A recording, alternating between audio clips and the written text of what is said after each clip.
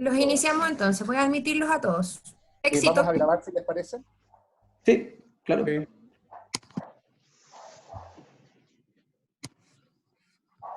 Están ingresando.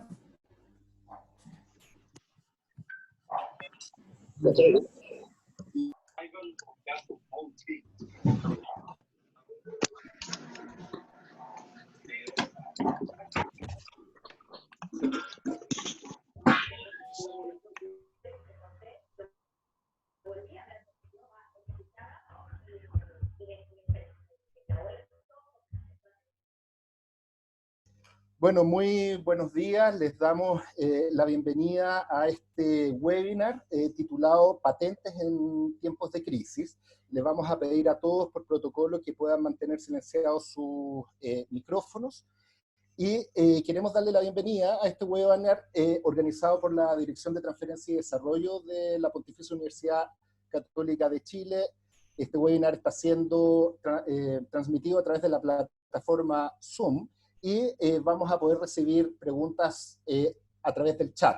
Mi nombre es Álvaro Osa, yo soy director de Transferencia y Desarrollo de la Universidad Católica y hoy me toca presentar y moderar el panel que hemos organizado en el marco de la celebración del Día Mundial de la Propiedad Intelectual, que se celebró el 26 de abril pasado, precisamente una celebración bien distinta producto de lo que estamos viviendo en esta crisis mundial. Los expositores que hoy día nos acompañan son Loreto Breschi, directora nacional de INAPI. Loreto, bienvenida y muchas gracias por aceptar nuestra invitación. Giorgio Jackson, diputado de la República. Giorgio, bienvenido, gracias por aceptar nuestra invitación. Y Alexis Kalergi, que es académico de la Universidad Católica también. Alexis, bienvenido y muchas gracias por aceptar nuestra invitación. Para nuestra universidad es muy importante proteger los resultados de investigación que tengan potencial de ser transferidos efectivamente a la sociedad. Y en este año, además, hemos vuelto a ser reconocidos por quinto año consecutivo como la institución que más solicitudes de patentes presenta en Chile ante INAPI. Y este logro, por supuesto, que nos llena de orgullo, pero también nos hace reflexionar sobre la importancia de las patentes en el contexto como es el que estamos viviendo, este contexto de pandemia, este contexto de crisis mundial. Quisimos organizar este webinar precisamente para presentar las distintas miradas sobre la clave a la hora de avanzar en desarrollos científicos, desarrollos tecnológicos, que den respuesta precisamente a estas necesidades que hoy día son más urgentes que nunca.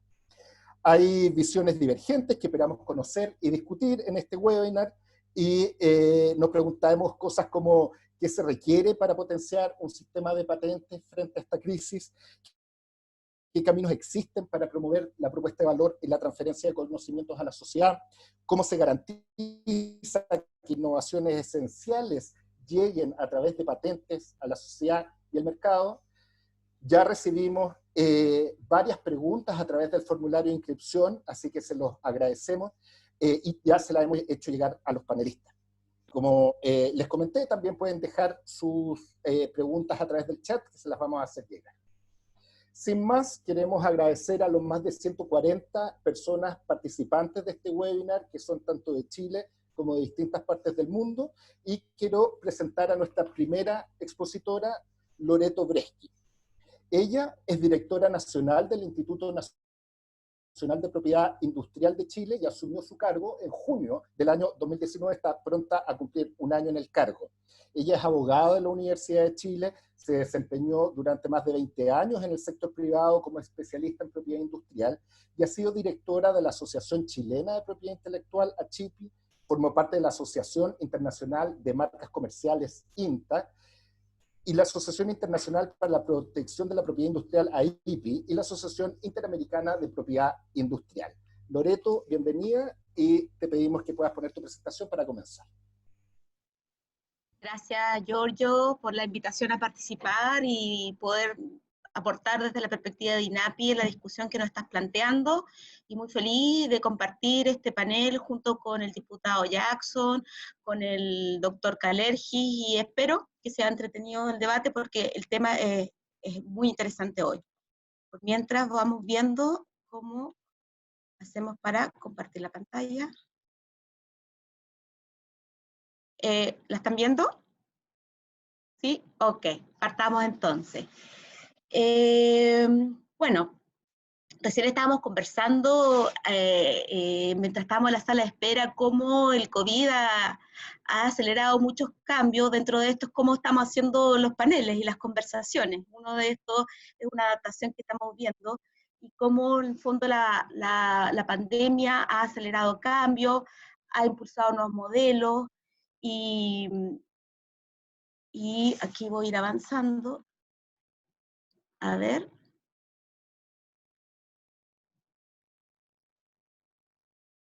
No puedo avanzar. Ahí está.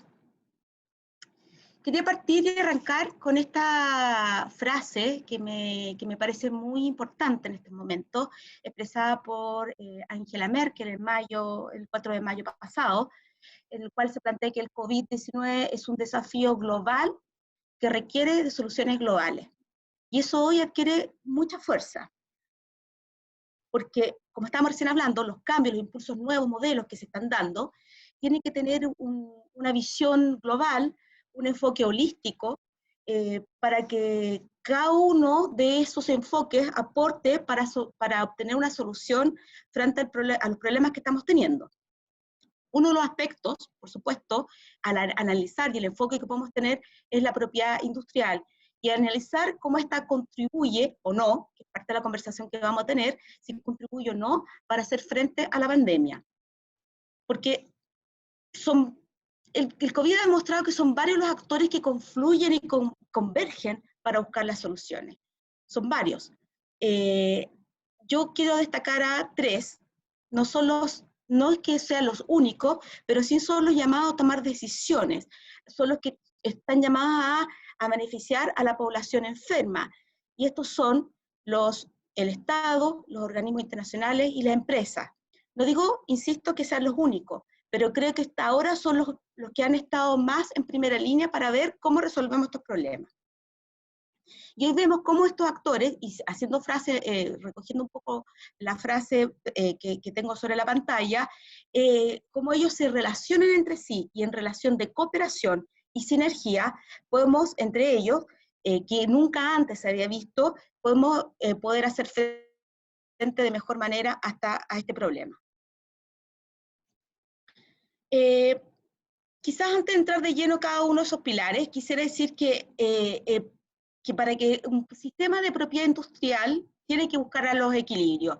Y claro, es una frase que uno siempre escucha y parece casi que un cliché que uno permanentemente está repitiendo, pero es algo sobre lo cual tengo convicción, porque para que un sistema de propiedad industrial sea eficaz, debe tender a buscar ese equilibrio entre los diferentes intereses que en él convergen, que hay tensiones que tienen que conjugarse. Por una parte, los intereses de las empresas emergentes, de las startups, de los centros de investigación y desarrollo, tanto públicos como privados, de las universidades, de las empresas, de los intereses de quienes financian la investigación y el desarrollo en las innovaciones, así como también los intereses del público, que en general debe ser el beneficiario final de todas esas innovaciones. Entonces, partamos haciendo esa declaración para después abordar la siguiente panel. En cuanto al Estado, antes también quiero decir que no solo debe tender a los equilibrios, sino que también tiene que ser flexible, y esa flexibilidad hoy también se puede analizar, porque la flexibilidad que tiene que tener la propiedad industrial, y que la considera en sus distintas legislaciones, y en esta conciliación también la considera, es que permita adoptar medidas y hacer frente a situaciones de emergencia que alteren el funcionamiento normal del marco de incentivos que tiene la propiedad industrial. Por ejemplo, el escenario actual del problema es global y se requieren soluciones globales. Estamos frente a un modelo colaborativo de búsqueda de soluciones, donde ese modelo de colaboración busca y tiende a ese equilibrio que antes mencionaba. En cuanto al rol del Estado, el Estado ha sido, en parte, por ejemplo, poner recursos al sistema de salud, sus mecanismos jurídicos y constitucionales de emergencia, el Parlamento, aquí tenemos un diputado, a trabajar en una dirección para procurar que los medios materiales para atender a los enfermos y resolver los problemas derivados del impacto económico y social que la enfermedad provoca, llegue. Y aquí, por ejemplo, Destaco dentro del, ya que estamos hablando de innovación y propiedad industrial, cómo el Ministerio de Ciencia, Tecnología e Innovación ha levantado retos y financiamientos para, por ejemplo, poner a disposición 800 millones para el financiamiento de soluciones de rápida implementación para proteger a las personas de salud. Hubo 13 ganadores, muchos de ellos vinculados con distintos tipos de mascarillas que puedan tener distintos diseños para los usos que estas pudieran tener de distintas regiones. O un nuevo fondo que considera 2.300 millones de pesos para la investigación del COVID, tanto en ciencias biológicas, ciencias primarias, como ciencias sociales. Y esto demuestra, nuevamente, que hay que tener una mirada holística para hacer frente a las soluciones que debemos tener frente a esta pandemia. Las ciencias sociales con una mirada desde el punto de vista de la sociología, de la arquitectura, de nuevos sistemas de diseños que pudiéramos proyectar para el transporte, etc. El segundo pilar que vemos en la pantalla apunta al sector privado, los laboratorios, y las empresas farmacéuticas están sumándose a los esfuerzos globales. Por ejemplo, doy el caso de en Chile, recién el 6 de abril pasado, 6 patentes fueron renunciadas por un laboratorio que presentó la cancelación a todos los derechos que tenían de 6 patentes vigentes en Chile, como es el caso de AVI. Esas 6 patentes estaban vinculadas a medicamentos testeados para el tratamiento del COVID-19, fueron mencionadas por la Organización Mundial de la Salud como uno de los medicamentos que estaban teniendo resultados promisorios, tenía indicaciones terapéuticas distintas al COVID-19, que no era un problema que se veía, sino que era para el VIH, pero al renunciar a estas patentes, que como digo, tenían alguna de estas 6 vigencias hasta el 2026, se renunció en forma permanente y toda esa patente quedó a disposición. También hemos visto iniciativas que sorprenden en este afán colaborativo que está ocurriendo, como empresas como GlaxoSmithKline se une con Sanofi, empresas que son laboratorios que han sido fuertemente competidores, pero con el afán y búsqueda de buscar una solución, se asocian para avanzar y dar las soluciones para el tratamiento y la vacuna. O por ejemplo, que también fue mediatizado en nuestro país, cómo se liberó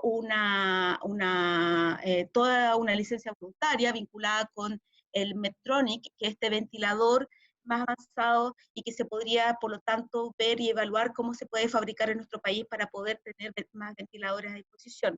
Pero hubo una iniciativa de quien tenía una solución tecnológica con una protección y que la liberaliza.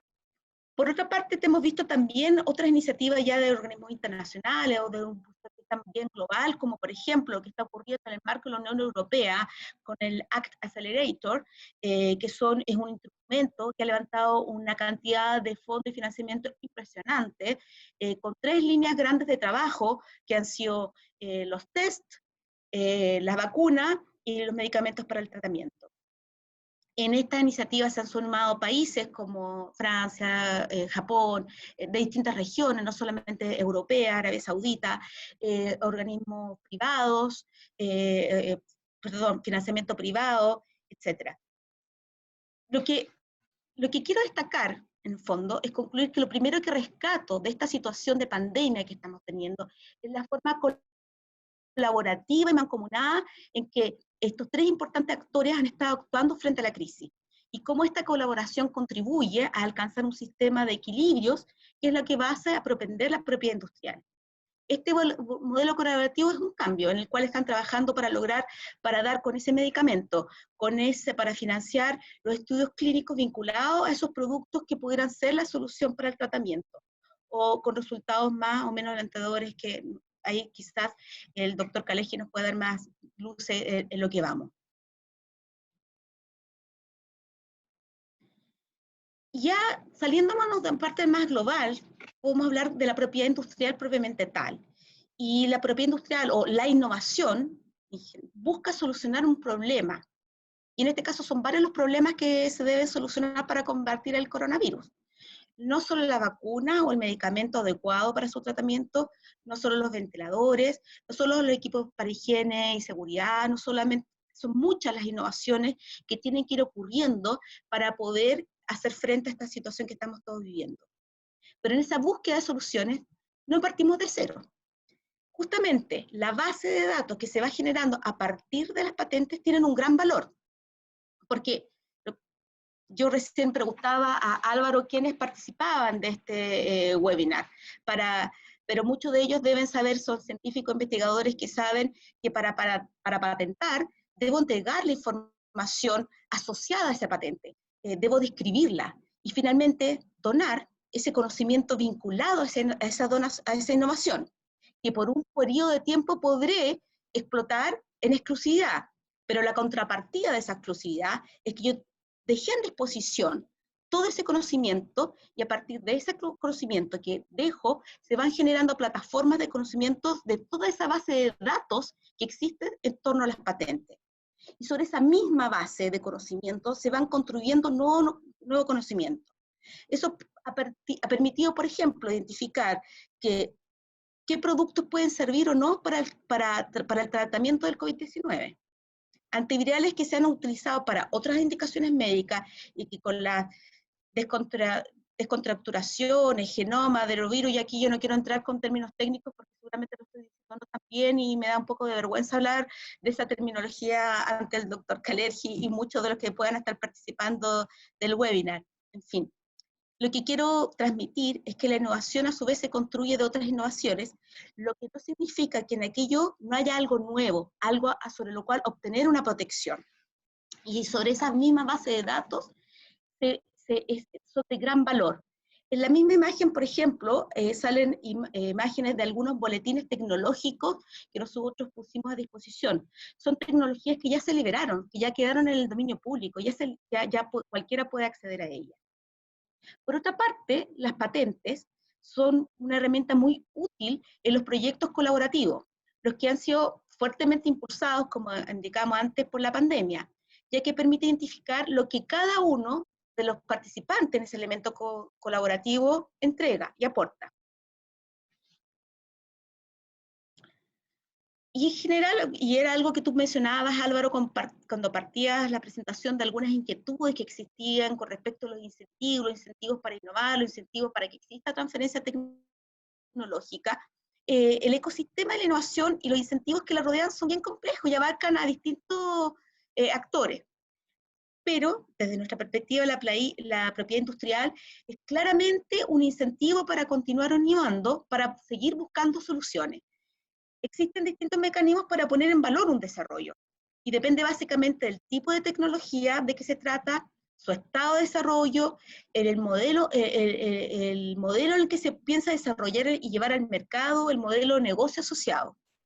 Quizás puedo disponibilizar y transferir todo ese conocimiento, ya sea con un pago royalty o no, dejarlo gratuito, liberarlo.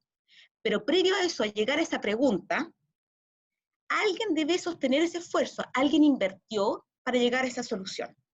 Y según la información y por eso destaco esto, la fuente de la OCDE, el 70% de la financiación de la investigación y el desarrollo corre a cargo del sector privado, siendo además el sector privado el que lleva a cabo el 70% de la actividad de investigación y desarrollo a nivel global. No necesariamente lo que ocurre en Chile, pero estas son las cifras que la OCDE levanta. Entonces la patente es el mecanismo más efectivo para levantar capital y transferir efectivamente la tecnología.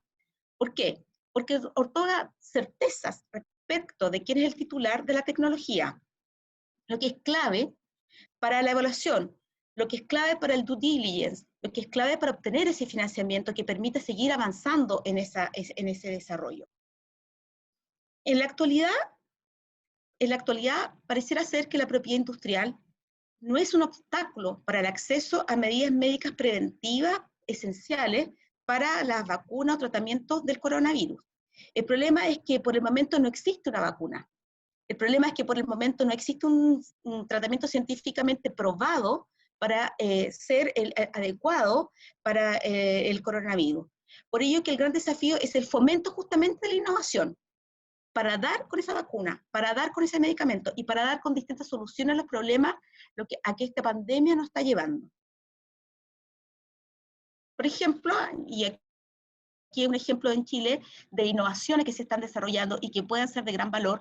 Los chilenos están compartiendo su código abierto para imprimir mascarillas 3D con nanocompuestos de cobre.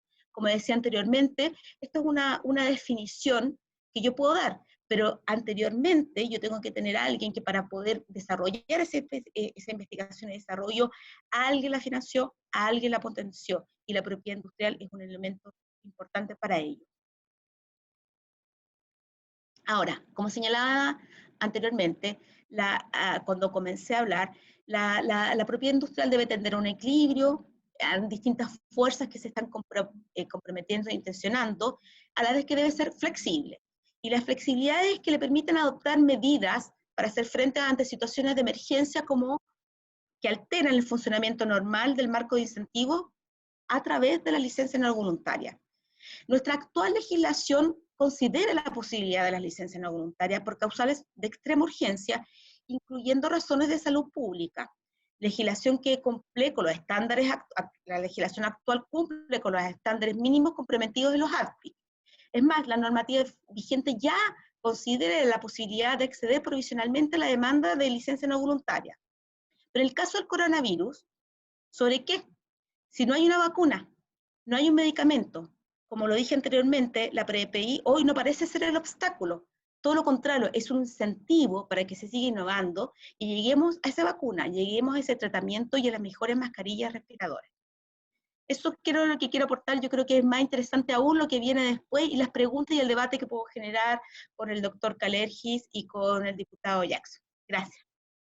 Gracias, Loreto, y gracias además por estos rigurosos 15 minutos de tu presentación. Les recordamos a todos, a los casi 180 participantes, que una vez terminadas las 3 presentaciones se va a abrir el chat para que puedan hacer sus preguntas. Entonces, a continuación quiero presentar a nuestro segundo invitado, que es el diputado Giorgio Jackson. Él es ingeniero civil industrial y miembro del partido político Revolución Democrática. Él es actualmente diputado por el Distrito 10 de Santiago, por el periodo legislativo 2018-2022. Fue presidente de la FEUCA, además, en el periodo 2010-2011, hace prácticamente 10 años. Presidió el diputado Jackson, además, la Comisión de Ciencia y Tecnología de la Cámara de Diputados, ante lo cual le tocó, además, debatir mucho con respecto a la creación del Ministerio de Ciencia, Tecnología, Conocimiento e Innovación, y es coautor, junto a Paula Espinosa, del libro Copia o Muerte, que presenta la relación entre las políticas de propiedad intelectual en el mundo y sus consecuencias sociales, epidemiológicas y culturales. Así que, Giorgio, gracias por aceptar nuestra invitación y bienvenido. Muchas gracias, Álvaro. Saludar a todas las personas que nos acompañan en este webinar, obviamente también a Loreto, a Alexis. A ver, es difícil tratar de abordar una materia que apasiona tanto en 15 minutos, pero voy a tratar de hacer un esfuerzo para introducir la opinión, y estoy de acuerdo con Loreto que probablemente después los comentarios a partir de las preguntas sean la parte más interesante. Y creo que hay 2 aproximaciones para mi intervención. Una es aproximarse a la discusión específica sobre los incentivos y cómo hoy día operan esos incentivos y los conflictos que está generando y que se están abriendo de alguna manera con esta pandemia COVID. Pero antes a mí me gustaría referirme a la naturaleza de la discusión, si uno pudiera llamar la ontología del problema para ver después las consecuencias, porque creo que así nos permite ordenar de alguna manera de dónde viene esto y por lo tanto aproximarnos a si es que es la mejor solución que se nos puede ocurrir como humanidad para resolver esos desafíos que yo los comparto. No es fácil que se produzca un ecosistema de innovación, de creatividad, pero creo que hay que ver cuáles son las mejores herramientas para abordar ese problema. Lo primero, cuando se habla de los incentivos estamos hablando de economía, y cuando hablamos de economía, una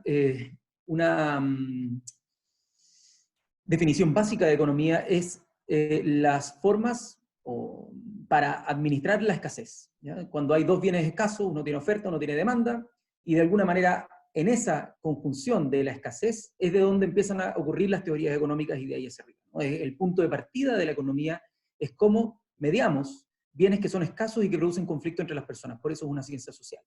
Entonces, esa escasez es lo que define la estructura de incentivos económicos siempre, ¿no?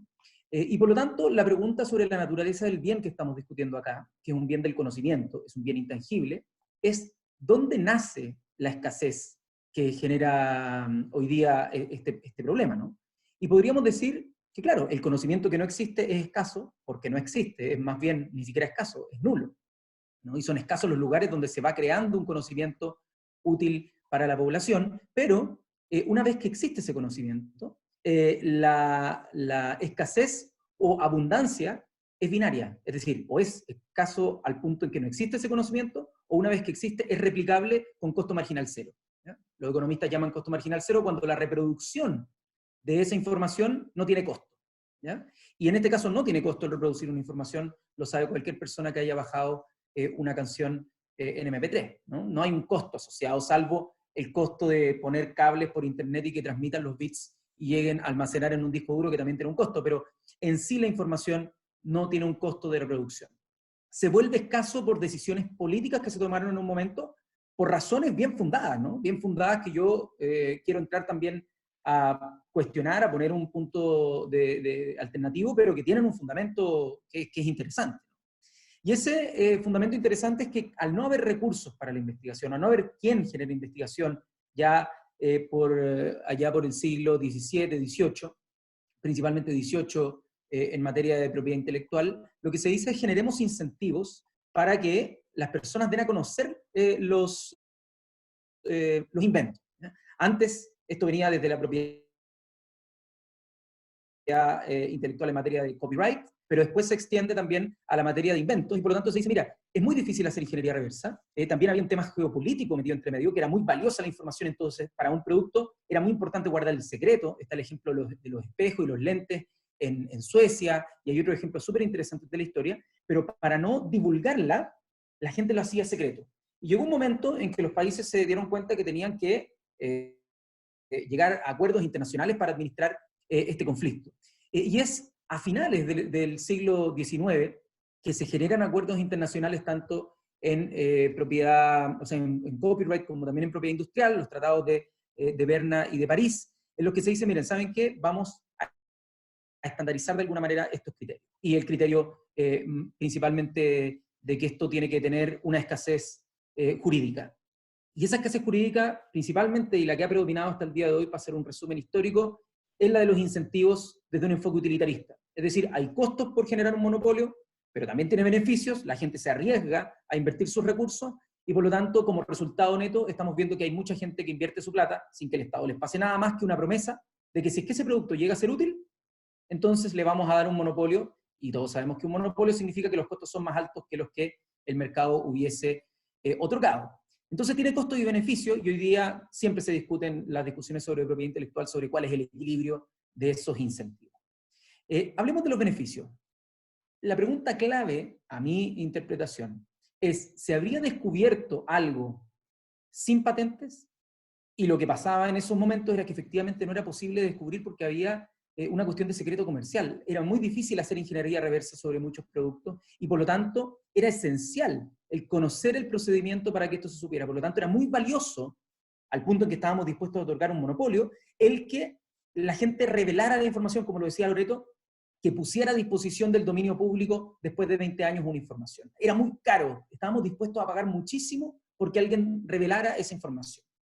La pregunta es si es que hoy día estamos en la misma situación, si es que hoy día es tan costoso como para pagar ese precio el hacer ingeniería reversa. Y lo dejo ahí como un punto, porque obviamente hay un beneficio, hay gente que está investigando, hay gente que pone plata sobre la mesa. La pregunta es si es que esa investigación no se hubiese realizado, uno, si es que no hay otra forma de realizarla, dos, y tercero, si es que no hay forma de generar una ingeniería reversa frente a la creación y así desatar el potencial infinito de la información, ¿ya?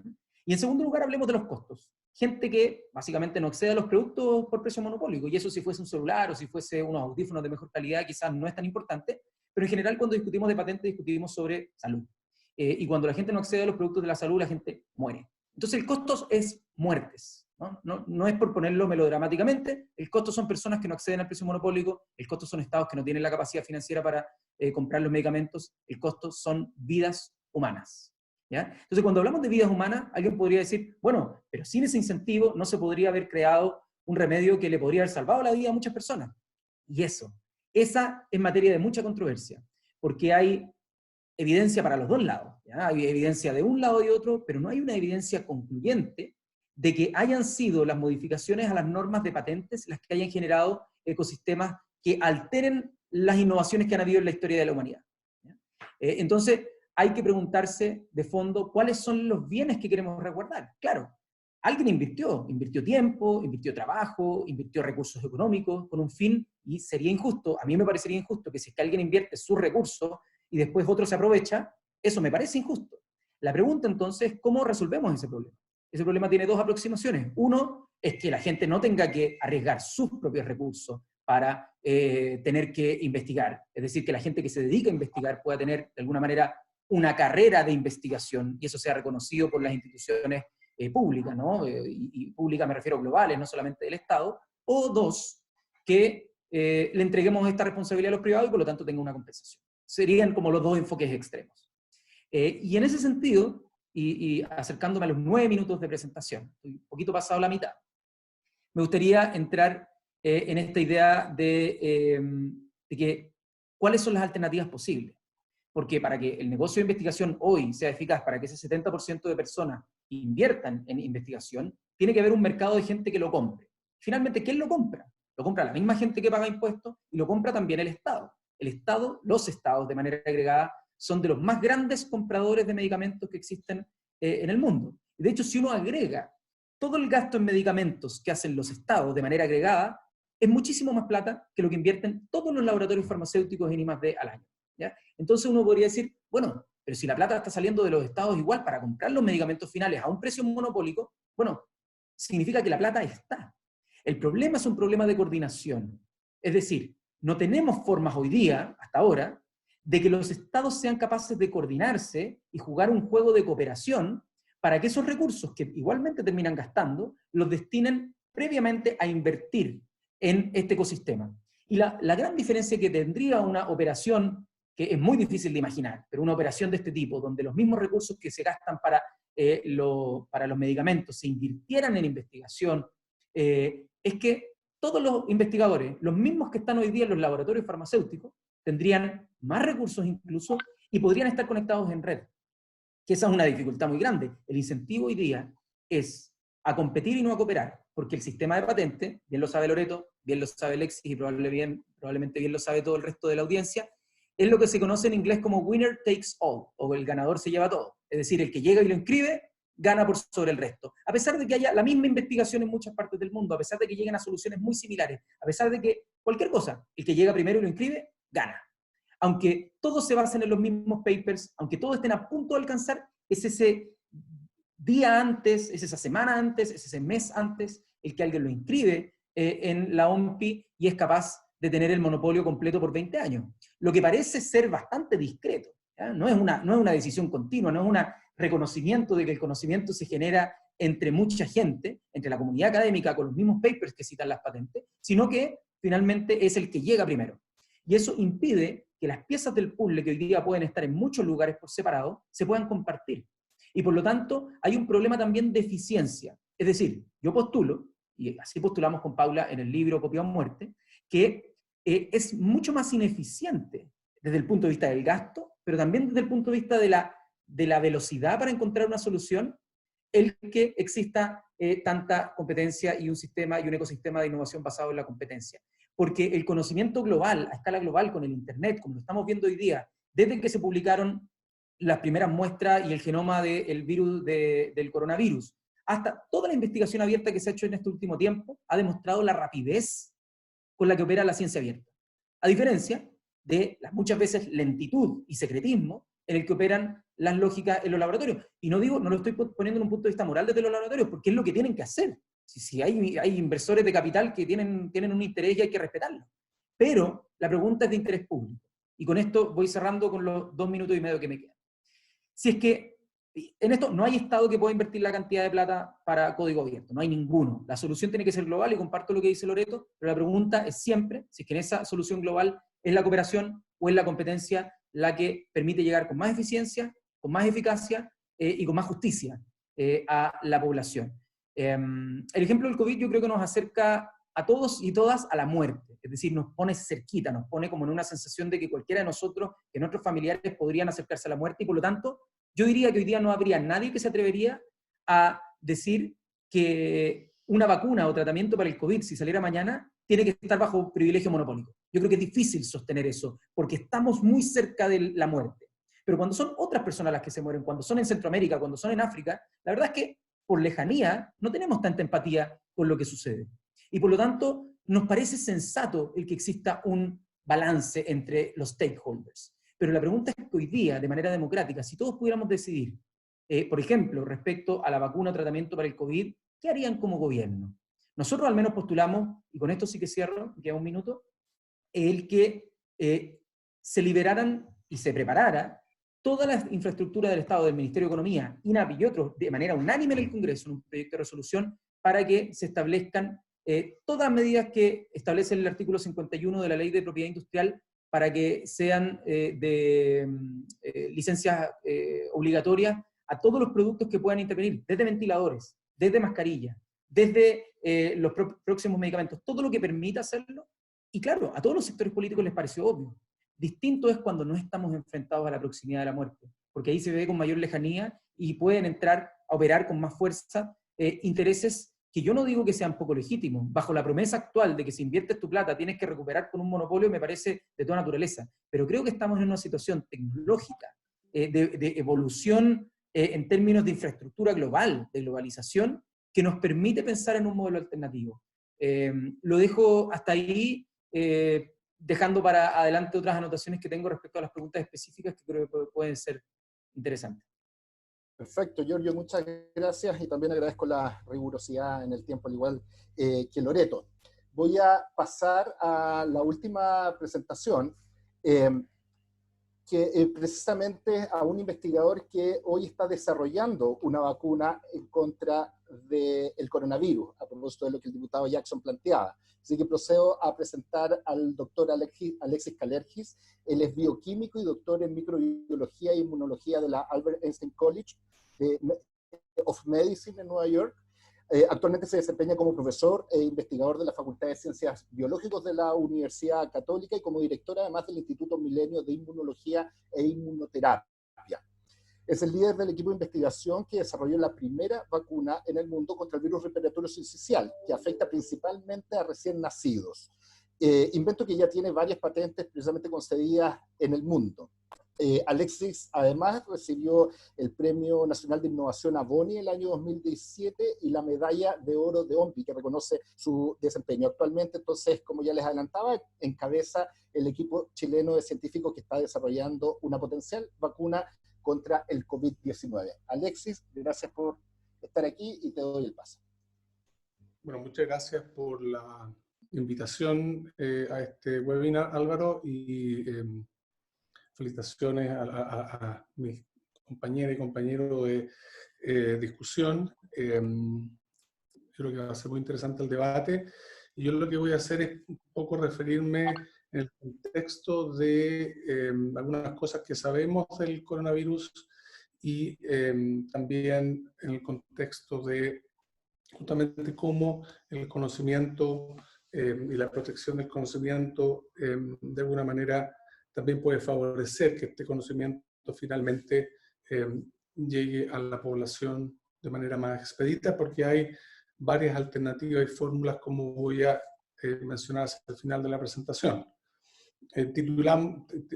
Titulé la presentación Patente en el tiempo de coronavirus, porque yo creo que es muy importante discutir esto y lo que hemos visto que ha ocurrido a nivel internacional de colaboración, de asociatividad, de generosidad, sin duda es una señal de que la ciencia necesita ese componente humano de colaboración, de transferencia y de conectividad para poder resolver este problema que es tremendamente grave, como ya todos lo sabemos. Entonces, bien, simplemente comentarles que la investigación o la generación de conocimiento básico puede en ciertos casos dar espacio a nuevas tecnologías. Sin embargo, eso no quiere decir que no sea necesario comprender la naturaleza solamente por curiosidad, lo que es absolutamente fundamental. Entonces, en áreas como el cáncer, la enfermedad autoinmune, y hoy día estamos muy preocupados a raíz de esta pandemia, que yo quisiera decir que no es la primera y lamentablemente no va a ser tampoco la última. Esta generación de conocimiento, justamente a través de plataformas colaborativas, puede eventualmente conducir a investigación clínica que esperamos logre impactar a la comunidad a través de la academia y la industria. Por lo tanto, este flujo de resultados, ¿verdad?, desde la ciencia hacia la sociedad es complejo, es difícil y requiere, por lo tanto, una voluntad de colaboración y de interacción potente. Entonces, quisiera mencionarles también este libro, se lo recomiendo, se llama El cuadrante de Pasteur. Es un libro donde define áreas de trabajo, ¿verdad?, en torno a la generación de conocimiento. Todos conocemos, ¿verdad?, que la investigación puramente básica es fundamental para generar conocimiento en base a la curiosidad, y también existe lo que se denomina como la investigación puramente aplicada, que genera normalmente mejores tecnologías. Nosotros trabajamos en un área que se llama la investigación básica, pero inspirada en un uso, que fue lo que definieron el autor de este libro, y es la investigación que nace de la curiosidad, pero que conduce finalmente a la potencial aplicación en base de una misión definida. Porque, como se ha mencionado muy bien en los comentarios anteriores, gran parte de la investigación básica recibe inversión principalmente estatal. Si bien es cierto que hay inversión privada en otros países, ¿verdad?, en el caso particular de nuestro país, la inversión estatal es la mayoritaria, salvo algunas pocas excepciones donde vemos que existe inversión privada. Entonces, esta inversión estatal básicamente es una inversión que deriva de todos los ciudadanos del país y, por lo tanto, el conocimiento básico que se genera, la investigación básica que genera como resultado conocimiento, ese conocimiento claramente es importante, una parte de la matriz cultural, en el fondo, para el país es muy bueno tener conocimiento científico básico. Sin embargo, hay una serie de problemas en varias áreas, no sé, problemas de sequía, desastres naturales, comunicación, alimentación y también salud. Entonces, el tránsito desde el conocimiento básico hacia una aplicación y finalmente el desarrollo de tecnología es fundamental para que finalmente el que invirtió a través del Estado, que fueron los ciudadanos, reciban algún tipo de beneficio que de alguna manera les llegue directamente. Por lo tanto, hay un compromiso, un deber de la ciencia de que el conocimiento realmente permita eventualmente soluciones a problemas que son de diversa índole que afectan a la ciudadanía, que es principalmente quien financia a través de su aporte con impuestos, principalmente a la investigación. Entonces, por eso es que nosotros, los investigadores que trabajamos en este instituto y estamos en la Católica, en la Chile, en la Universidad del Bello, tenemos, y nos gusta este concepto de la investigación básica inspirada en una misión, porque podemos, por una parte, mejorar la comprensión de la naturaleza, pero también con los resultados de los conocimientos que se generan, pero también contribuir a mejorar las tecnologías. Ahora nos enfrenta a este problema. Esta imagen es la situación más reciente de esta pandemia, ¿verdad? En particular en Chile. No tiene los datos de hoy día, pero está bastante actualizada y vemos que esta enfermedad se está distribuyendo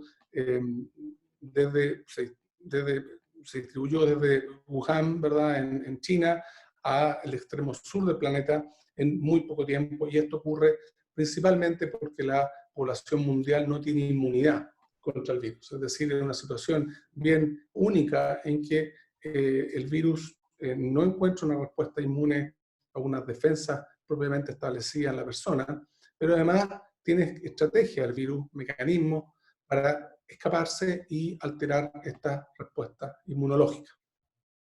Entonces, no voy a entrar en detalle, pero es un problema que ya estamos hablando de millones de personas, cientos de miles de muertes, claramente ha generado además de la parte, digamos, triste desde el punto de vista de la salud de las personas, también impacto a nivel social, a nivel económico, a nivel también de la vida diaria. La educación ha sido impactada fuertemente por esta pandemia, así que esto es muy, muy transversal. Entonces, si bien yo les voy a hablar un poco de vacuna, quiero simplemente destacar que acá hay una transversalidad desde la educación, la economía, la ingeniería, obviamente la medicina. Entonces, en el área de las vacunas ha sido sorprendente el esfuerzo mundial para desarrollar una.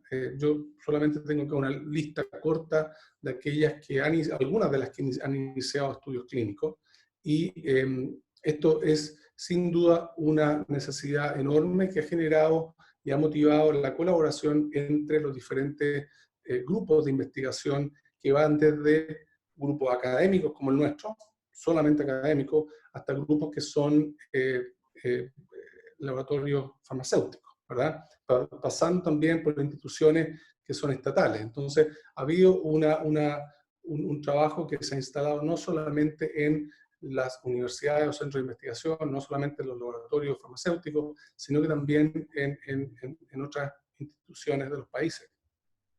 Y ha generado ya ciertos avances promisorios, donde vemos que estudios de seguridad, que son los primeros que se ejecutan, están arrojando resultados positivos. Ahora, la mirada nuestra también, desde la experiencia que tenemos en el desarrollo de vacunas, es que hay algunas vacunas que solamente por su composición uno podría anticipar que tienen más chances de llegar a ser usadas de manera masiva que otras, porque hay algunas que se han basado en tecnologías, si uno quiere decir, más tradicionales, que probablemente tienen mayores chances de tener un impacto, y otras que se han basado en tecnologías que son más recientes, y algunas de ellas que, por ejemplo, no tienen historia previa como tipo de vacuna. No, obviamente para el coronavirus no hay historia previa, pero me refiero a como forma de formulación, y esas claramente podrían tener algún tipo de dificultad porque son demasiado nuevas.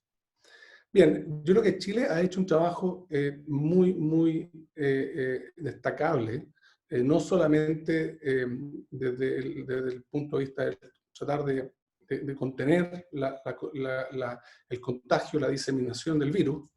Yo creo que la ciencia chilena ha estado muy presente, se ha notado la articulación entre diferentes ministerios, salud, Ministerio de Economía. Sin duda, las cosas siempre se pueden mejorar, pero hemos, yo diría, como país, actuado de manera rápida, y los números que conocemos, ¿verdad?, son una señal de que, en el fondo, en comparación con otras realidades en la región y en otras regiones, la situación ha sido bastante peor. Pero también ha habido otros casos donde se ha trabajado mejor en el control de la pandemia. Pero quisiera destacar particularmente la ciencia, ¿verdad? Porque además del trabajo nuestro de la vacuna, por ejemplo, se implementó una red de laboratorio de diagnóstico que involucró universidades, ¿verdad? Todo esto coordinado con el Ministerio de Ciencia y el Ministerio de Salud. Fue un trabajo muy importante para aumentar el número de testeos, que eso permite, obviamente, evaluar realmente cómo está ocurriendo el proceso de contagio. Los matemáticos han hecho un trabajo muy destacable en términos de modelar, tratar de anticipar lo que está ocurriendo en términos de la epidemia en nuestro país, y eso obviamente apoya las decisiones que se pueden tomar en términos de, por ejemplo, cuarentena, y también el desarrollo de prototipos de respiradores mecánicos, que es un área en que también varios grupos científicos chilenos están trabajando. Así que claramente yo diría que estamos como país haciendo un trabajo obviamente apoyado también por el Congreso. Yo participo en reuniones que son semanales, donde las dos comisiones del Senado de Salud y de Ciencia, la Comisión de Desarrollo del Futuro, se discuten estos temas y se plantean minutas que eventualmente también nutren a las decisiones que toma el Ejecutivo. Se han constituido comisiones de expertos, también la mesa social. Nosotros desde la Universidad Católica estamos aportando a través de la mesa social a justamente el trabajo que está haciendo el Ejecutivo. Así que, sin duda, yo creo que la visión acá es estar todos al servicio de una pandemia que ha mostrado tener efectos catastróficos. Entonces, nosotros desde nuestra competencia, con la experiencia previa de desarrollo de vacunas, decidimos en enero, tempranamente, dada justamente la conectividad científica, supimos que esto estaba ocurriendo, ¿verdad?, en China y en otras regiones de Asia, y en el fondo el propósito fue ocupar nuestra experiencia y ponerla al servicio de este problema y de inmediato empezar a trabajar una vacuna. Y uno se pregunta, bueno, si hay más de 100 iniciativas de vacuna en el mundo, ¿por qué estamos haciendo una vacuna en Chile? Y hay varias respuestas. Voy a decir dos rápidamente. La primera es que necesitamos mantener y crear nuestras capacidades a fin de que, por ejemplo, cuando haya que evaluar una posible vacuna, tengamos la capacidad de saber si esa vacuna realmente cumple con las condiciones. Entonces hay todo un proceso de formación de capital humano, investigadores, investigadoras, que al comprender, ¿verdad?, cómo se hace, al tener la experiencia, saber cómo se hace una vacuna, pueden evaluar si esa vacuna realmente cumple las condiciones. Y la segunda razón es que no sabemos si es que alguna vacuna va a llegar a puerto. Les puedo dar el ejemplo del virus incisional. Fue descubierto en los años 50 y al día de hoy no hay una vacuna de uso masivo. O sea, puede tomar mucho tiempo desarrollar una vacuna. Y eso ocurre porque muchos de estos desarrollos se caen en algún momento del proceso y eso causa a veces el problema de que la vacuna simplemente no llega y nosotros podríamos tener el éxito, ¿verdad?, que se busca a través de la vacuna. Y finalmente dije dos, pero voy a agregar un tercero. Obviamente una vacuna desarrollada en Chile va a tener va a dar más acceso a la vacuna a la población nacional, dado que no sabemos muy bien cuál va a ser la disponibilidad de la vacuna que resulte, ¿verdad? Ojalá que sean varias, de manera que no haya problemas de acceso y disponibilidad. Nosotros como país somos un país relativamente pequeño, que tiene como meta, obviamente, resolver este problema, y creo que una vacuna nacional podría ser más asequible. Entonces, es un virus muy complejo, es un virus que tiene particularidades muy especiales. Estamos aprendiendo, la investigación en torno a este virus está ocurriendo actualmente, ¿verdad? Y estos resultados, sin duda, estas características del virus nos ha permitido, por ejemplo, un diferente tipo de aproximación para desarrollar vacunas, de los cuales algunos van más avanzados que otros, y en particular nosotros optamos por 4 alternativas para sacar esto adelante. Creemos que un producto de este tipo podría tener ventajas respecto a otros en términos de las fórmulas que decidimos. Hemos optado por alternativas que tienen historia previa de uso y por lo tanto, digamos, con concepto de vacuna, y eso claramente podría favorecer su desarrollo y potencial uso en personas. Otro aporte que hicimos desde la Ciencia Nacional fue esta publicación que acaba de salir esta semana. Una publicación dice Open Access, pero es Open Access. Hay un error ahí en la diapositiva. En la que mostramos que los países que tienen un programa de vacunación para tuberculosis mediante la BCG tienen tasas de número de casos por millón de habitantes inferiores. Esta es una vacuna que se ocupa hoy en día en gran parte del planeta. Aquellos países que no tienen programa de vacunación han tenido coincidentemente tasas de número de casos por millón de habitantes mucho mayores. Por lo tanto, creemos que esta comunicación va a promover, por ejemplo, que se considere una herramienta como esta ya para poder avanzar. Entonces, por ejemplo, recientemente supimos que en Uruguay hay una iniciativa de investigadores, científicos, médicos, que están iniciando un estudio clínico con esta vacuna para combatir el coronavirus, al igual a lo que está ocurriendo en países como Alemania, Australia, Inglaterra y me falta uno, creo que es, bueno, son 5 países. Ahora, este es un trabajo, como les decía, asociativo, la investigación, desde la idea, la investigación básica, genera idea, eventualmente la vinculación público-privada, las universidades, la empresa, finalmente pueden conducir a un prototipo, y el concepto clave que es la licencia, en el fondo, que este prototipo pueda ponerse a disposición de otros grupos que finalmente pudieran seguir desarrollando esta vacuna. Y, en fondo, el impacto favorable a la universidad necesita que participemos desde la universidad, en el caso nuestro, la vinculación con el sector privado yo creo que es clave. Yo creo que en Chile tenemos que hacer un trabajo en motivar aún más que la industria se involucre en investigación y desarrollo. Ha quedado demostrado que estos son problemas que nos afectan a todos, problemas, en este caso, de la ausencia de tecnologías para la salud, para el coronavirus, está teniendo un impacto directo en la industria, lamentablemente, que obviamente con mayor investigación y desarrollo se podrían resolver con mayor rapidez. Y sin duda el gobierno, que administra el Estado, el aporte es clave. Algunas cosas puntuales, y tenemos la presencia de la directora de INAPI en esta mesa, pero en Chile tenemos leyes que resguardan la propiedad intelectual y los derechos de autor, ¿verdad?, y de marcas. Yo creo que es clave que estas leyes claramente se pueden ir mejorando y perfeccionando a fin de facilitar justamente el objetivo que todos tenemos, y es que las tecnologías resultantes de la ciencia lleguen a la sociedad.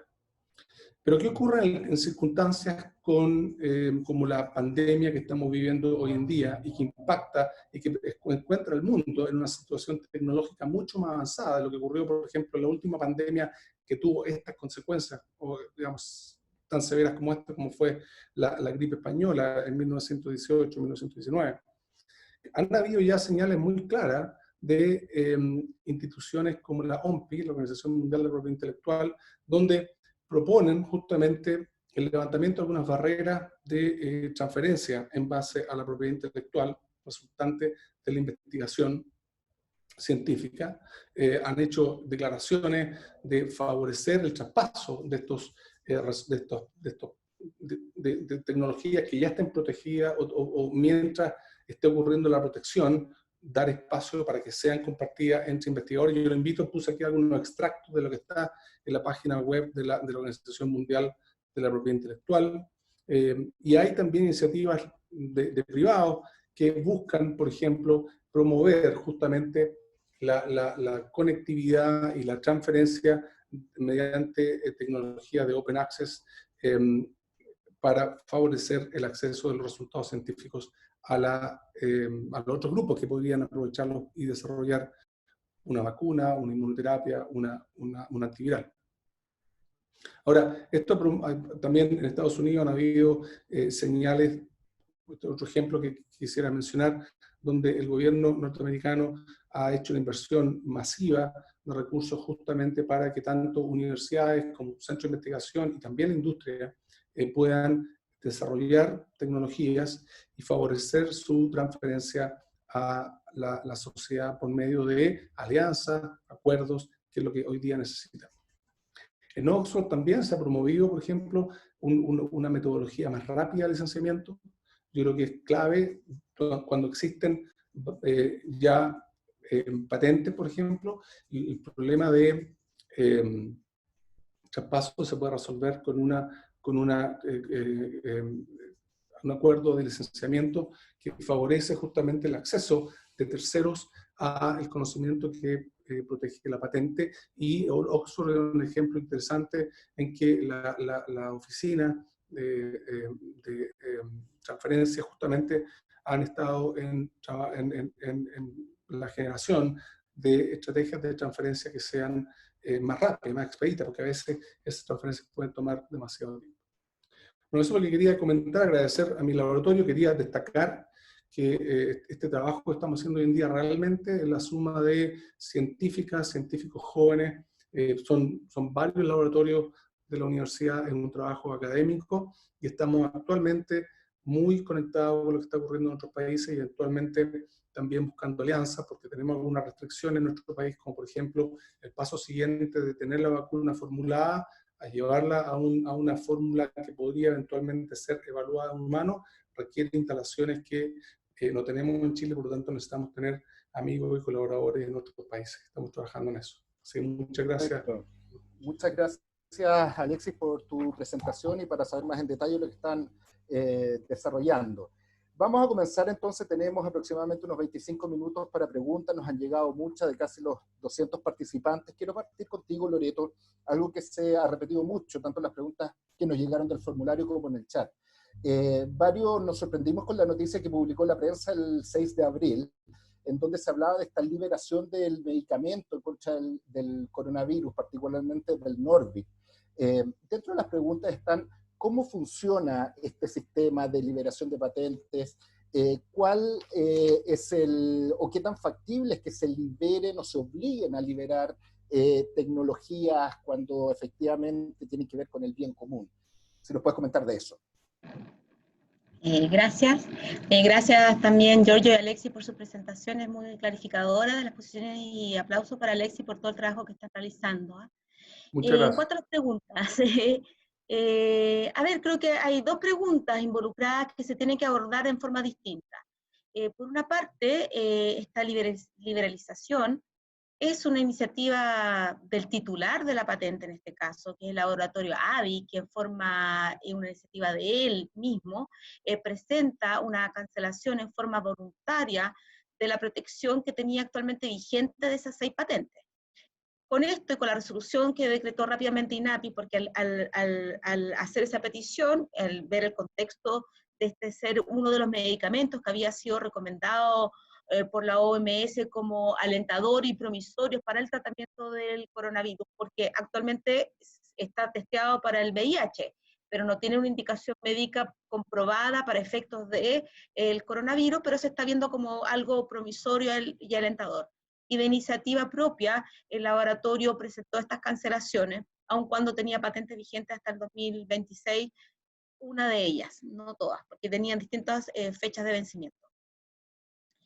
Eso es una cosa, y otra cosa es la segunda parte de lo que tú me estabas planteando, porque como indicaba la presentación, para que haya un sistema de propiedad industrial que tienda los equilibrios, por una parte el equilibrio de las distintas tensiones, pulsiones que eso pueda tener, y que parte de eso hablaba Giorgio en su presentación, por otra parte considera flexibilidades, y flexibilidades que significan que en determinados casos, como una pandemia, en que en razones de salud pública y de emergencia nacional, de extrema urgencia, la autoridad competente puede romper con el esquema de la protección que actualmente confiere la propiedad industrial.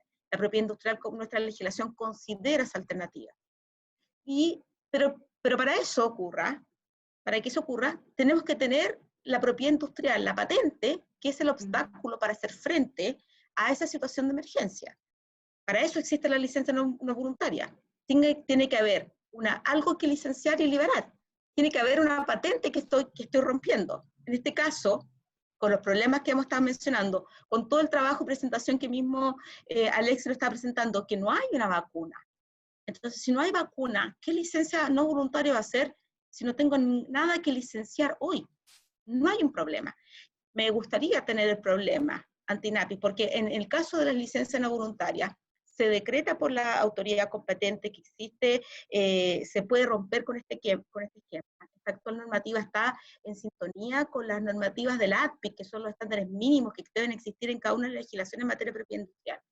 Si ese fuese el caso, se presenta la demanda ante INAPI, está el decreto de la Autoridad de Salud, se presenta una demanda ante INAPI, INAPI incluso puede en forma provisional, porque la tramitación puede prolongarse en el tiempo de la licencia no voluntaria, pero en forma provisional podría liberarla igualmente y que durante esa tramitación, mientras se evalúa el alcance o no de esa licencia no voluntaria, se considera esa posibilidad. Pero por lo mismo hay que distinguir, hay que tener ese problema, hay que tener la innovación que se protegió vía propiedad industrial que tienen una patente vigente y que sobre esa patente vigente, en los sistemas de flexibilidad, es que nuestra legislación de propiedad industrial considera, se puede acceder a una licencia no voluntaria. Perfecto. Gracias, Loreto. Muy claro. La siguiente pregunta que nos llegó es para Giorgio. Nos preguntan que si es recomendable establecer bandas de precios para ciertos fármacos esenciales para la población que están sujetos o protegidos bajo patente de invención, y qué autoridad debería fijar esos precios, en el entendido que lo que implica una fijación de precios. A ver, hay otros países que tienen esto bastante más normado que Chile, es decir, que fijan bandas de precios. Estoy hablando de países desarrollados, no estoy hablando de países como que tengan una política general de fijación de precios. Pero yo insistiría en una cuestión que es fundamental, sobre todo por lo que nos comentaba Alexis, que yo también aprovecho de felicitar todo el trabajo que están haciendo. Tiene que ver con cómo encontramos métodos alternativos para financiar esa investigación. Él lo ponía por ahí: descuentos tributarios, perfecto, incentivos y subsidios, perfecto. Hay un paper interesante de Dean Baker, de Joseph Stiglitz y de Yayadev, en el cual analizan las políticas comparadas y proponen modificaciones a los esquemas de innovación. Está en internet, si ponen Baker, Stiglitz, Yayadev, IP, y les va a aparecer. Y proponen 3 mecanismos distintos que pueden ser complementarios, pero el único que ellos dicen que no debería utilizarse es el de el otorgamiento de un monopolio. Es decir, ellos dicen, mira, pueden haber subsidios, pueden haber premios, pueden haber descuentos tributarios, pueden haber incluso encargárselo a empresas privadas, pero que en el fondo tú les pagas un overhead después, lo más grande, todo lo que quieras, pero que una vez que esa empresa gana, después el conocimiento es libre y lo pueden además producir los laboratorios en distintas partes del mundo mucho antes que los 20 años que se está planteando. Entonces, ni siquiera es un tema de tener que pagarles lo que corresponde a la investigación. Yo en eso obviamente estoy de acuerdo, valoro el trabajo que hacen investigadores e investigadoras, creo que hay que pagarles mucho más incluso que lo que se los está pagando, pero el instrumento de patente hoy día no es un incentivo directamente al investigador o investigadora, es un incentivo al capital que está atrás de una inversión en materia de I+D. Entonces, hay que entenderlo de esa manera, y si queremos resolver el que los investigadores e investigadoras tengan fondos y tengan plata, bueno, hay otras fuentes de financiamiento que a mí me gustaría, hay otros mecanismos de política pública que a mí me gustaría que se priorizaran antes de la patente. Pero respecto al tema de la banda de precios, en el marco del actual sistema, a mí me parece que es algo que incluso se ha planteado desde la discusión de la ley de fármacos, y que es perfectamente posible, se ha hecho en otros países, pero yo apuntaría a algo un poquito más profundo, a que tratemos de dar vuelta el por qué estamos haciendo escaso algo que no debiese serlo, por qué no estamos valorando el trabajo de la gente que se dedica a investigación y solo valoramos el producto final, en el caso que sea exitoso, y desde ese punto de vista, tratar de mejorar el financiamiento completo, de manera que se den las cosas virtuosas como las que dice Alexis, que hoy día están habiendo plataformas de ciencia abierta y de colaboración. Eso bajo el esquema como de encontrar una patente es impensado, porque, insisto, la idea del ganador se lleva todo prima por sobre esa idea de que todos pongamos nuestras piezas del puzzle sobre la mesa y que el puzzle se arme, ¿no? Esa es como la idea. Yo creo que esa debe ser la prioridad, y no es por maldad ni nada, pero el esquema, la idea bajo la cual se pensó en un momento.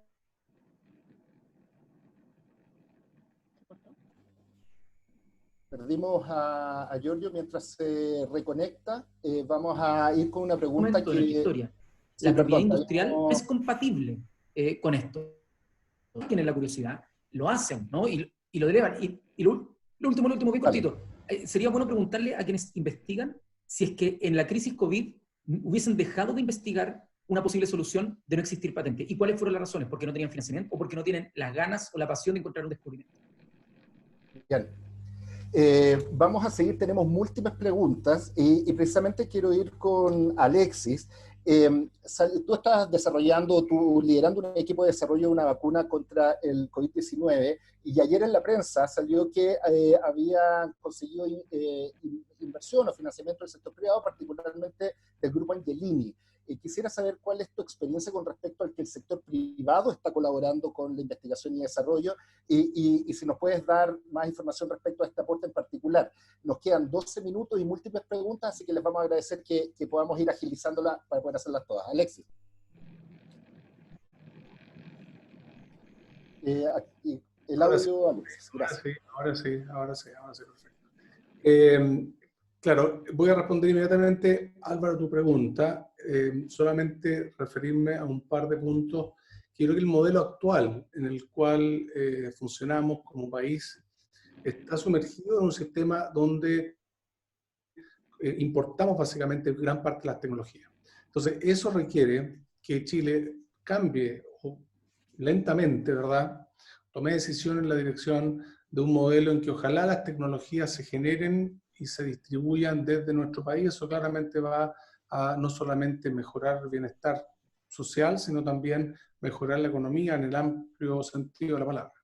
Entonces nosotros los investigadores, los científicos, la verdad, y el caso nuestro, y quisiera también hablar por mis colaboradores y los jóvenes, muchos científicos y científicas que se levantan temprano en la mañana y trabajan en esto, es justamente entender y resolver este problema desde esa ventaja que da justamente el conocimiento en el área. Y para eso yo creo que es fundamental, además del trabajo de la investigación, es que Chile tenga los recursos o genere o promueva, ¿verdad?, la generación de estos recursos que no solamente tiene que ver con recursos económicos, sino que también tiene que ver con aspectos regulatorios, tiene que ver con equipos de trabajo. Por ejemplo, no tenemos en Chile una planta que pudiera manufacturar una vacuna. Si hoy día nos dijeran, le entregamos una vacuna sin licencia, ¿verdad?, bajando todas las patentes que puedan haber, no tenemos en Chile las capacidades para hacer, por ejemplo, una producción masiva de una vacuna.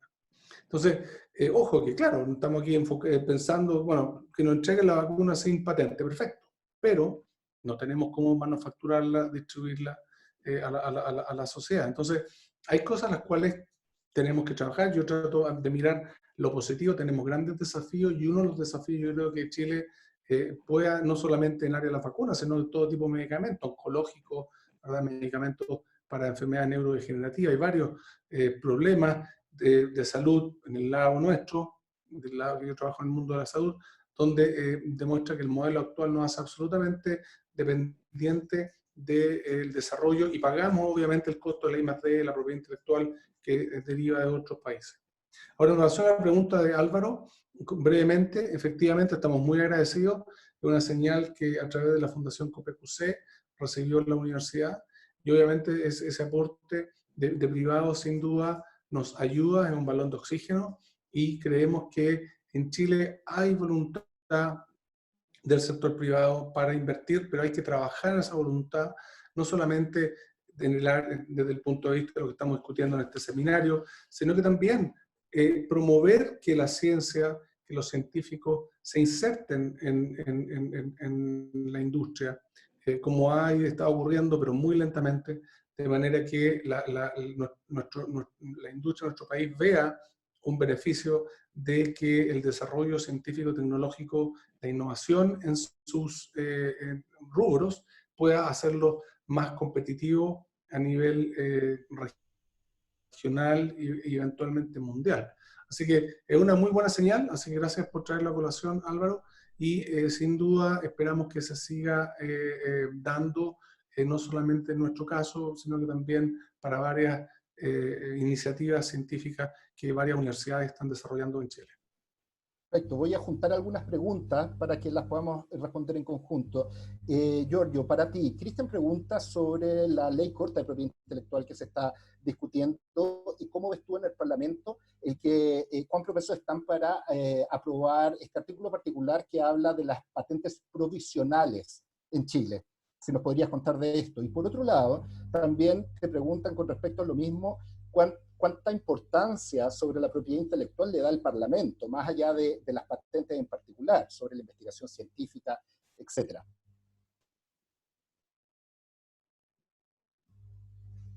Con el audio, Giorgio. Ay, sí, perdón.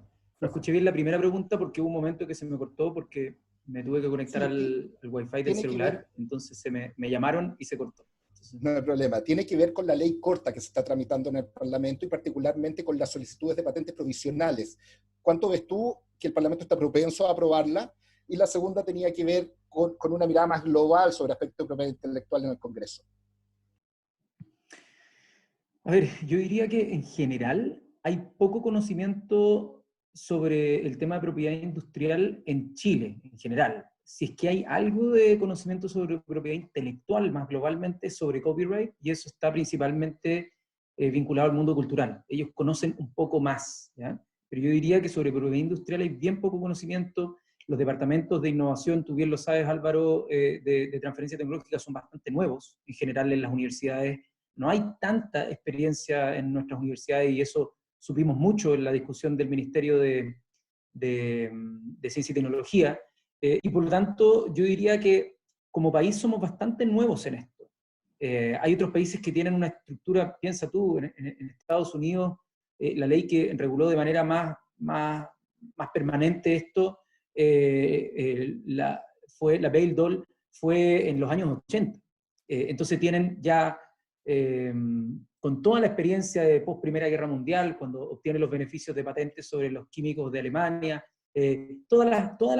los momentos históricos los hicieron acumular una experiencia muchísimo más grande, y Chile estamos en pañales en esto, a pesar de que tenemos, para la poca cantidad de investigadores e investigadoras, son de muy, muy buena calidad comparados con otros países del mundo.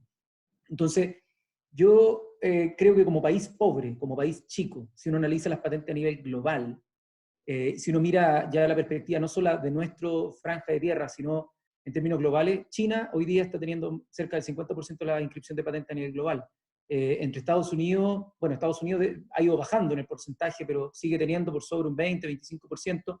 Luego está Europa, que hace casi un 20% entre toda Europa, y entre toda Latinoamérica, Caribe y África, hacemos menos del 1% de la inscripción de patentes. Entonces, podemos tener muy buenos investigadores e investigadoras, pero cuando se trata de la ecuación utilitarista, que es la que funda el sistema de propiedad intelectual, ¿no? que es el que le da la lógica de los incentivos, la pregunta es, en Chile, hoy, ¿tenemos más costos o beneficios de extender las patentes? ¿Hay más costos o beneficios, por ejemplo, de dar licencias provisionales? Y mi impresión es que todo lo que tienda a encapsular la propiedad del conocimiento, aunque sea temporal, aunque sea pasajera, pero que permita esos monopolios, es algo que para un país como Chile es un retroceso, ¿ya? Porque en términos gruesos, y también bien lo decía Alexis, en nuestra capacidad productiva, en nuestra capacidad de internalizar tecnología, vamos muy atrás.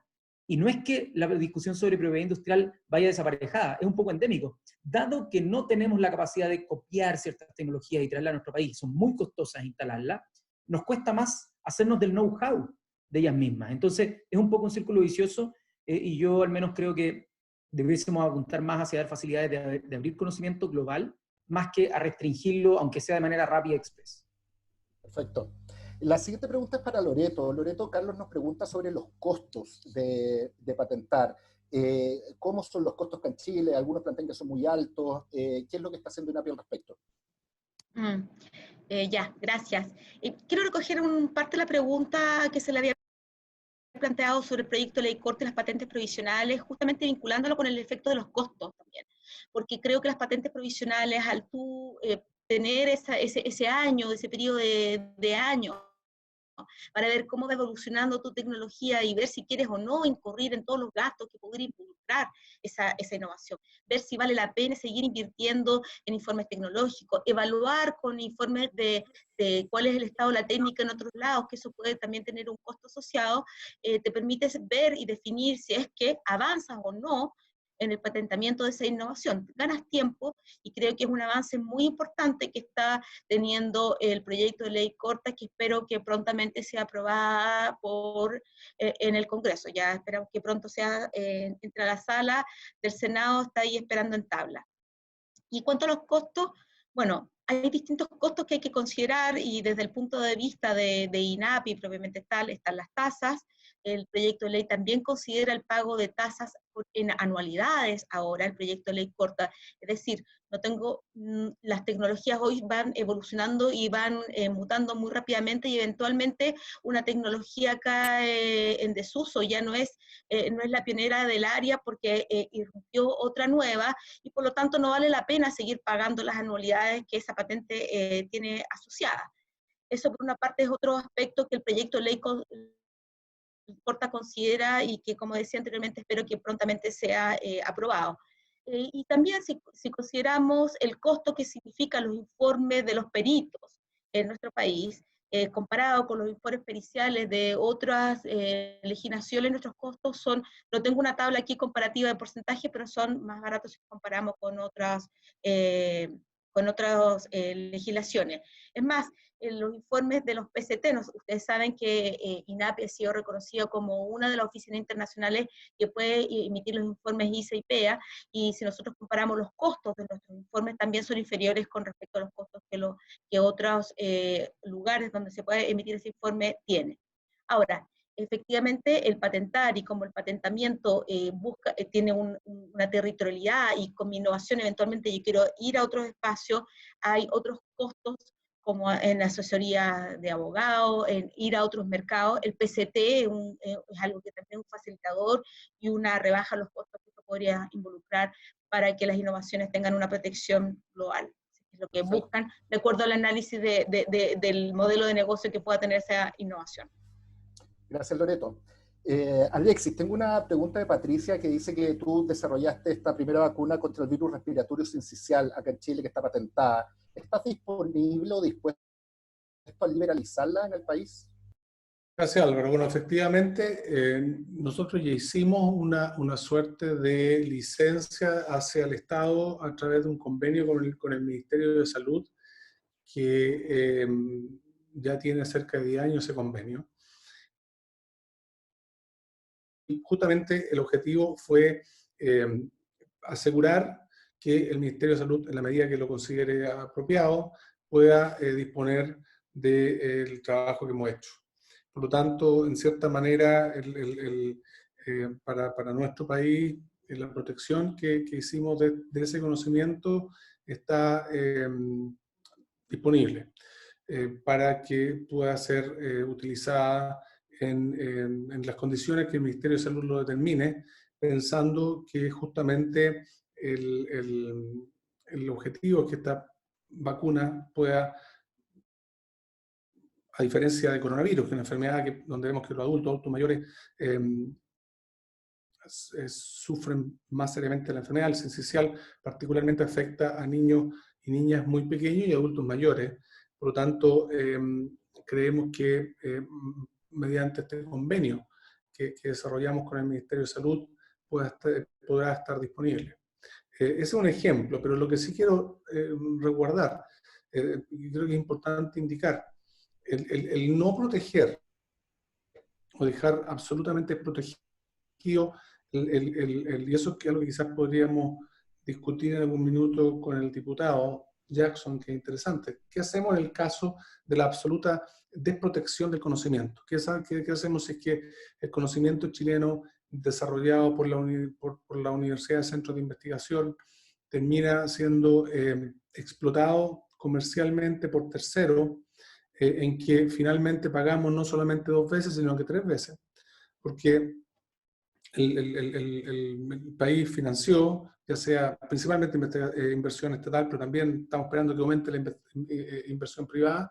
No protegemos el conocimiento, viene un tercero en otro país, lo termina de desarrolla la vacuna, y luego nosotros tenemos que pagar el precio que ese tercero decide, justamente porque no teníamos control alguno de nuestro conocimiento. Así que por eso yo creo que las patentes tienen la virtud de que uno decide finalmente si sigue un track comercial o si sigue un track de transferencia al Estado para asegurar que tenga acceso a la ciudadanía, y esa fue la opción que tomamos nosotros con nuestra patente, que al mismo tiempo evita que venga un tercero y que la explote y nos cobre lo que quisiera cobrar para que los mismos chilenos puedan acceder a la vacuna. Perfecto. Con esta pregunta le vamos a dar el paso a Giorgio para que responda, y esta va a ser la última ronda de preguntas. Así que, Giorgio, déjame adicionar 2 preguntas que hay y aprovechas de sumar lo que plantea Alexis. Juan Pablo pregunta con respecto a los costos de los medicamentos. ¿No será que hay que más bien pensar en la cadena de distribución, que es la que encarece los costos más que la propia fabricación? Y Jimena habla de lo que tú planteabas acerca de la inversión en I+D, que el gobierno es mejor que invierta en I+D y no en pagar costos de medicamentos ya terminados. Todos sabemos que es tremendamente riesgoso la I+D, por lo tanto es tan fácil ese trasvasije, y sumamos la pregunta a Alexis para terminar esta ronda. Giorgio. Ya. A ver, voy a ir primero por la de Alexis, que me parece súper interesante la paradoja en la que estamos, porque efectivamente si investigadores o investigadoras chilenas crean conocimiento y queda abierto, y viene otro de afuera que tiene legalmente todo el derecho a poder agarrarlo y transformarlo en una patente, es el peor de los mundos. O sea, ese sí que es el peor de los mundos. Entonces, bajo ese contexto, yo creo que sería un argumento que me convencería de poder apoyar una norma que permita que se pueda encapsular el conocimiento, pero siempre con la norma que al menos yo he defendido en varias instancias, de que el Estado, al reconocer esa patente de manera provisional, también se guarda todos los derechos que permita explicitarlo del artículo 51 de la Ley de Propiedad Industrial, porque por más que esté en esa ley, nunca se ha aplicado. Nunca se ha aplicado en Chile porque, reconozcámoslo, hay un interés corporativo muy grande, hay intereses geopolíticos, hay intereses de las embajadas que vienen y presionan a los países para que no hagan estas cosas. De hecho, ahora en el informe 301 de Estados Unidos, el informe especial 301, salimos como mencionados por la solicitud de patente de licencia obligatoria que pedimos en el Sofosbuvir en materia de hepatitis C, por la declaratoria del Ministerio de Salud por una razón de salud pública. Entonces, hay intereses creados y eso es bueno que no sepamos, o sea, que no pensemos que es simplemente algo que, bueno, pero si está en la ley es cosa que lo ocupemos nomás. No es tan así. ¿Ya? Entonces, yo estaría de acuerdo, e incluso si es que fue la interpretación de mi respuesta anterior de que no debiésemos hacerlo, yo estaría dispuesto siempre y cuando resguardemos ese punto. Con respecto a las cadenas de distribución, estoy totalmente de acuerdo que hay que ver el tema de las cadenas de distribución, los oligopolios que tenemos hoy día, los carteles que se han generado hacia atrás con las colusiones, y todo eso es un punto. Mi único problema es respecto a cómo lo hacemos, además de la cadena de distribución, con la idea misma de que hay un monopolio. ¿Ya? Y ese es el punto que yo quise traer a colación en esta discusión. Y había una pregunta que decía, ¿por qué no investimos en I+D en vez del costo de los medicamentos? Eso es un poco lo que yo quería decir, pero no es tan fácil como para que lo haga el Estado solo. Si lo hacemos solo, nos quedamos solos en el mundo. Esto o es una discusión a nivel global, o lamentablemente el mejor escenario es quedarnos con un poquito de lo que tenemos, ¿no? Nuestro cuestionamiento no es a que este gobierno tenga que cambiar la ley tanto, no. Nuestra invitación es a que empiece a existir una corriente de pensamiento, que no la empecé yo ni mucho menos, que la han empezado muchas personas desde hace tiempo, desde Diderot en el siglo XVII, o en el siglo XVIII, en el siglo XVIII. Desde ese momento que empieza esta discusión, ¿ya? Y por lo tanto, yo al menos me siento hereditario de esa discusión, de ese cuestionamiento inicial a la idea de hacer escasez artificial. Y por último, algo de los... No me acuerdo cuál era la segunda pregunta. No, tenía que ver con el tema de la cadena de distribución en el costo de los medicamentos, que no estará ahí sí, el problema. Sí, también está el problema ahí. Un problema no impide que exista el otro. Entonces, yo soy de la idea de que debiésemos ser capaces de aprovechar el conocimiento para potenciar al máximo las capacidades humanas y el bienestar social. Y estoy dispuesto a discutir cuáles son los mejores instrumentos para eso. Solo pongo en cuestión que quizás, y hay harta controversia en la materia, quizás la manera en que se ha manejado el conocimiento en los últimos 2 siglos y medio no es la mejor forma para conseguirlo, y que exploremos la forma de que todos los recursos que tenemos a disposición los organicemos de otra manera para que lleguemos a un resultado óptimo en mayor cantidad de gente beneficiada, y bueno, y que probemos otros modelos alternativos. Eso es todo. Perfecto. Bueno, para ir cerrando el webinar de hoy, le voy a dar la palabra a Loreto para en 1 minuto el mensaje de cierre de parte de INAPI. Loreto. Gracias Álvaro. Muy interesante creo la discusión, muy interesantes las visiones que ha tenido Giorgio Jackson y Alexis Kalergi, desde INAPI seguimos teniendo la convicción que la propiedad industrial es una herramienta, es una de las herramientas, una herramienta que puede servir para impulsar mayor innovación. Nosotros creemos que la medida que podamos tener más innovación como país y mayor transferencia tecnológica en torno a eso, y por lo mismo cambiar nuestra matriz productiva es algo que nos puede permitir avanzar como sociedad. Es una discusión abierta, pueden haber distintos mecanismos de incentivo, y sobre ese punto podríamos tener una discusión después con el diputado Jackson, en consideración de las problemáticas que mismo Alexis Kalergi nos ha planteado. Nada, solamente gracias por la invitación y muy buena la oportunidad. Gracias, Loreto. Giorgio, palabras al cierre y aprovecho de preguntarte, ¿tiene que tener más protagonismo en la Constitución los temas de ciencia y tecnología? Un minuto de cierre. Es un aspecto crucial el tema de la información en general en la nueva Constitución, porque la Constitución que se escribió en el año 80 no conocía del Internet, ¿ya? Y por lo tanto la explosión de las oportunidades y fronteras que genera el Internet hacen pensar en la infraestructura de la información, en cómo se comparte, en los derechos digitales, en la contraposición entre el acceso a la información y los derechos de las personas, que es una colisión que tiene que quedar mucho más nítida en la Constitución, y por lo tanto es un debate fascinante. Yo invito a toda la gente que quiera conocer un poquito mejor lo que hemos venido planteando con Paula hace un tiempo, a que se metan en www.copiamuerte.org y descarguen gratuitamente el libro, porque está liberado por Creative Commons, sería muy raro que fuese de otra manera, pero también lo pueden comprar físicamente en la misma página por si quieren aportar a la Fundación Saber Futuro. Perfecto, Giorgio, muchas gracias. Finalmente, Alexis, ¿cuáles son tus mensajes en esta palabra al cierre? Bueno, felicitarlos por el webinar, agradecer el interesante debate con Loreto y Giorgio, y simplemente cerrar diciendo que es muy importante que trabajemos en colaboración, no solamente las universidades son relevantes para la generación del conocimiento, sino que también se requiere el trabajo del Poder Legislativo. Yo creo que es clave el trabajo de leyes, no solamente de propiedad intelectual, la existencia de un Ministerio de Ciencia y Tecnología. Claramente vamos a empezar a ver frutos de esa ley que lo constituye, espero, en los próximos años, y estamos viendo cómo en el caso de la pandemia la ciencia ha estado bien presente. Y también, obviamente, el Ejecutivo, el sector privado. En Chile tenemos científicos y científicas jóvenes de tremenda capacidad en diversas áreas, solamente necesitan oportunidad y necesitan obviamente la estructura que permita que eso resulte. Ahora, el problema de la distribución de los fármacos y el acceso a fármacos no es solamente un problema nuestro. De hecho, voy a cerrar este Zoom y voy a entrar a una actividad en que me toca presentar desde Chile, organizada por un senador en Colombia.